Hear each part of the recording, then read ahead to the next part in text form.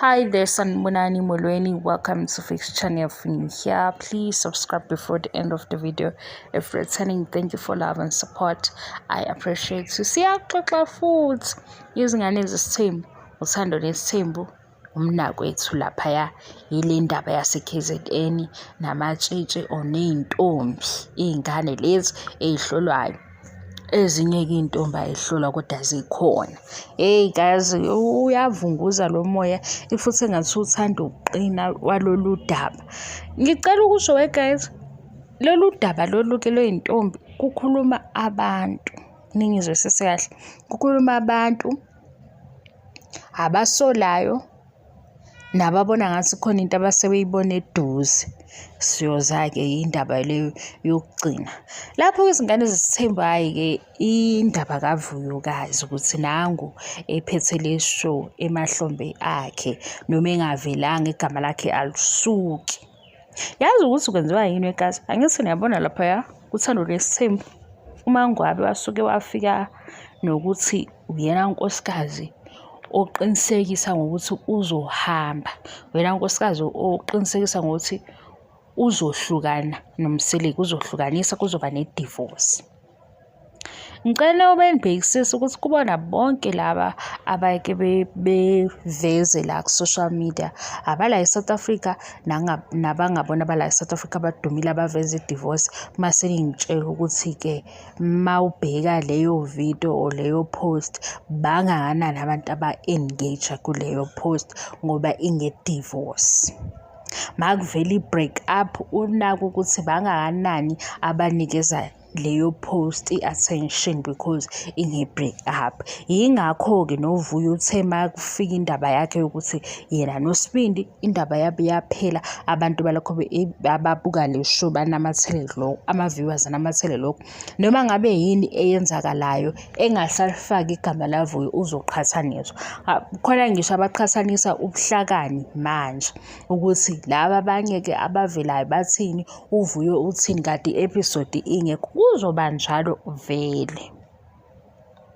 Ukuthi mina bengifisa ngathi nje bebengaba ne-understanding ephelele ukuthi bakumabona kude kube uMacele, noSipho, uTirelo noVuyokazi. Isizathu-ke belokhu betholakala kulezi ndaba atholakala zona noma ezinye izinto phela ey'khulunywa abantu azizinhle. Ngempela-ke guys, yabo lokhu okwe-bullying mina ngangikubuka ngale kumakhelwane. Yabo lama-page atshwala ukuthi asi-African pages bani bavele bebhale noma yini. Isifikile-ke nalento la eMzansi ayikhontroleki. Kodwa-ke singakwazi ukuthi thina esixoxa la njengoba ngithi siyaxoxa ngoba phela manje mangixoxa nani angeke njalo ngihlale ngivela sakukhuluma okunomoya omubi. Lena-ke ukuthi uVuyo ngempela uyithwele le show iyamsinda uyithwele, mina ngiyavumelana nawe. Isizathu salokho ukuthi uVuyo uyena noMpumelelo abaveza ukuthi abasatholani ngenkulumo. noMpumelelo umile la emile khona, noVuyo futhi naye usesukume wama wathi kumele indaba yakhe because ekugcineni ukufosta izinto kuyahlupha. Ngisho ngiyabona lapha kodadewethu abakhomentayo bethi ama-in-laws ayamthanda, impilo yakhe yaphakade uyobe ebhekene nalo angamuzi ukuthi ukhuluma ukuthini ngenxa yokuthi ubaba nomama umndeni uyangithanda. Iyaphileka impilo enjalo guys, iyaphileka.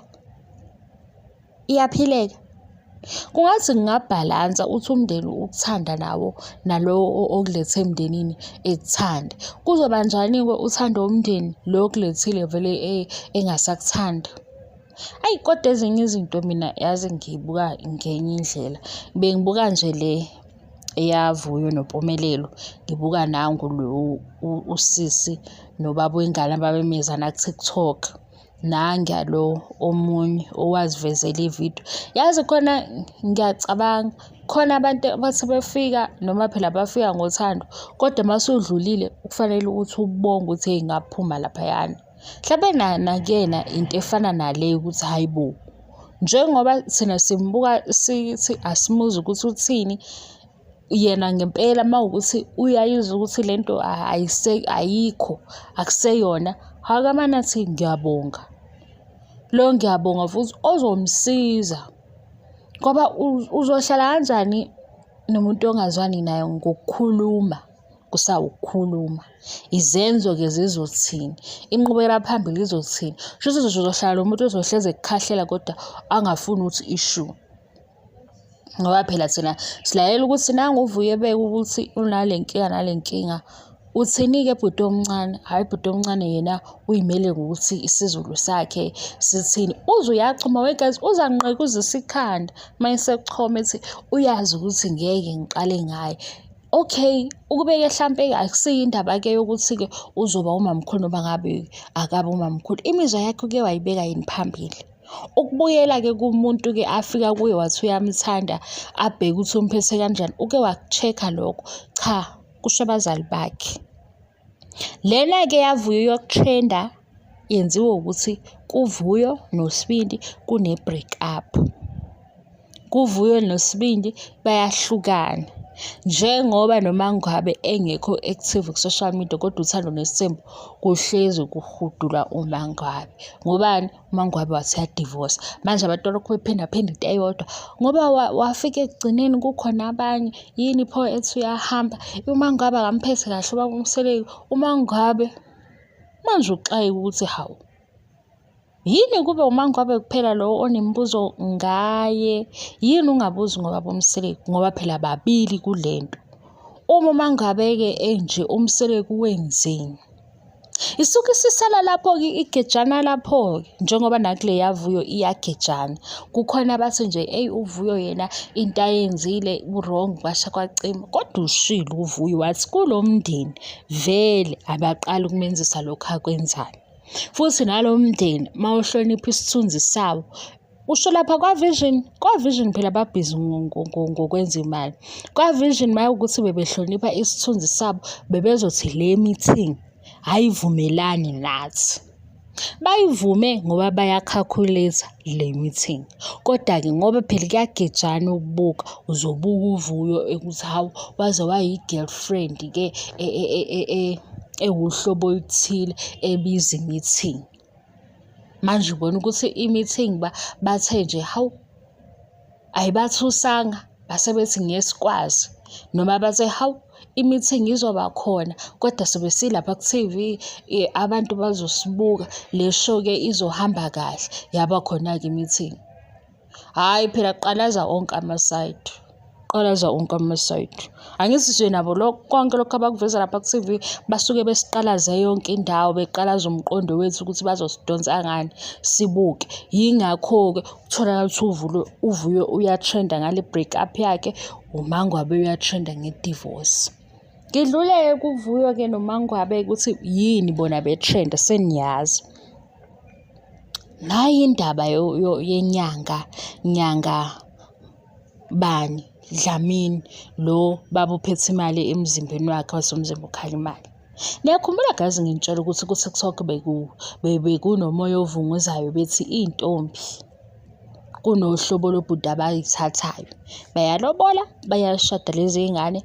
Omunye wenza yonke into eyenzele nje intombi iphile i-soft life engajahe ndawo. Kanti kune-transaction ethile. Phela besihleba ngawo kumndeni laphaya kwaVision kwaLegacy. Sihleba ukuthi hawu base beba umngani nenyanga. Nayikhumbula leyo video. Ngithi inyanga iyomngani wabo. Baveza isithombe. Ngathi mina le nyanga inezinto ezisabisayo. Mawusesha ngale nyanga iney'thombe iphethe izinto ezingoplastic obumnyama. Awazi ukuthi leya nto phethwe inyanga yini noma umkhofu yini. Hhayi ngixoxela indaba yey'nyanga-ke friendship. Nathi nayo inyanga ibizosiza yenzani? Angigene ukuthi inyanga ibizokwenza. Sesikhuluma ngobhuti base-KZN.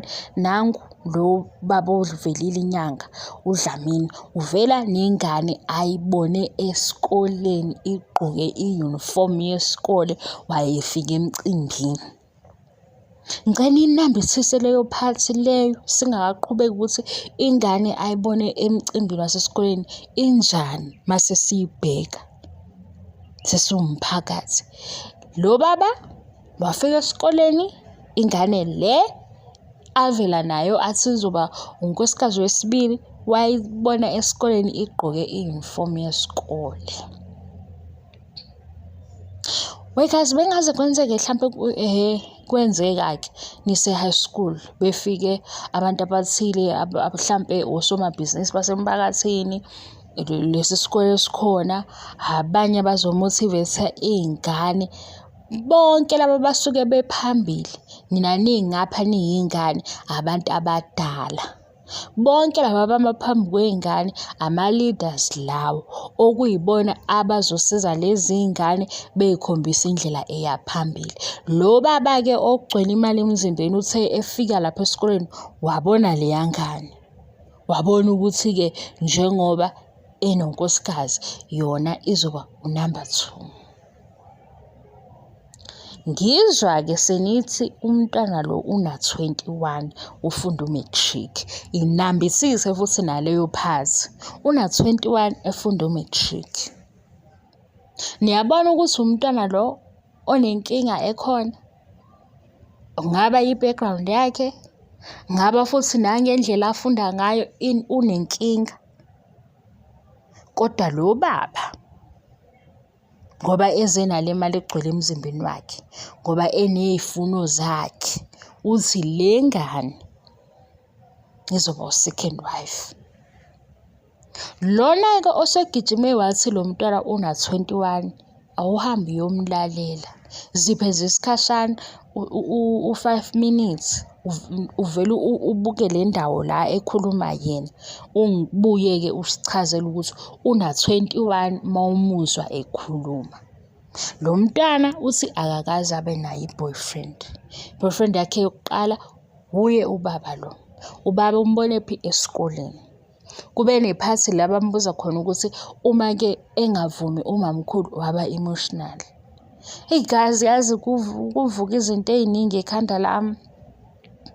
Ngacabanga ukuthi mhlampe nangendlela iy'ngane ey'funda ngayo ukube kuvulelekile ukuthi esingamvumeli isikole angene ngapha kwamakhono. Ney'nsiza ey'siza iy'ngane kufanele ngabe yinto esabalele. Mhlampe iy'ndaba ey'fana nalezi besingeke sihlangane nazo. Nalokho ukuthi ey'koleni kutshalwe ama-social worker ngoba laphaya iyadingeka i-social worker. Laphaya into esibukayo isono. Ukuthi manje ngoba sekuvele kumabonakude and makuvela kumabonakude kunabantu abahlukene abazothi hawu bekufanele enze njani ngoba wenza umsebenzi wakhe. Kanti lezi ngane zizokwakhiwa ubani guys? Umsebenzi ngapha oyi-polygamist ukhuluma nengane nayo uyayibona ukuthi akuhambi kahle. Ubaba lo oze ufuna ukuyovela ku-TV eveze le ngane emphakathini ukuthi nayi-ke ingane njengoba sebesho nje abanye bethi ingoba ithanda imali kwasha kwacima. Bhekisisa isimo saleya ngane, uyibhekisise nje masulalela ukukhuluma. Ngisho-ke ngabe kuthiwa uno-21 kwayona u-21 angimkholwa. Ngisho ngabe kuthiwa uno-21 akuyena umuntu omdala loya. Umuntu osadinga ukucathuliswa. Uma futhi abanye bemshiyile esikoleni waze wafika ku-grade 12 ena-21 okusho ukuthi mhlampe kungenzeka ukuthi lesi sikole lolu hlobo lokufunda akuhambisani nabo. Engasizakala ngapha la kunamakhono khona izinto ezizomthuthukisa. Ngesikhathi-ke umntwana ekanjalo kufika obaba abafana nalo baba. Babona ukuthi-ke bona ngoba benamandla bazozenzela umathanda. Ilungiswa kanjani le ndaba guys? Hayibo. Yazi angizazi ukuthi ngizizwa kanjani. Ngibona ama-comments athi lento evela kumnakwethu i-expose i-reality. Mase-ke i-expose i-reality izinto ezenzakalayo mase kwenzakalani? Mase kuvelile kwenzakalani? Ngoba nje njengamanje le ngane la igcwele khona abahlekisa ngayo. basho kuningi ukuthi hawu siyaqala ukubona umamncane onje akekho ocabangelayo namanje. Bakhona abayicabangelayo ingakhuluma iphutha. Khona asebethole indlela yokuhlekisa ngaye basho izinto ey'ningi. Mase kuba-ke yilena eshoyo ukuthi ngapha e-KZN ngathi kunomkhuba amahlebezi. Bathi kunomkhuba wokuthi kuthathwa iy'ntombi zithathwa obhuti abadala, obaba abadala ngoba kukhona izinto abay'fezayo ngokushada noma ngokuthatha iy'ntombi.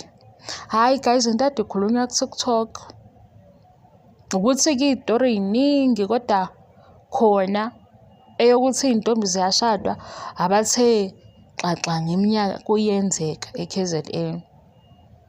Abanye bayakukhuza, abanye bathi hhayi vele kwasukela kudala into eyayikhona.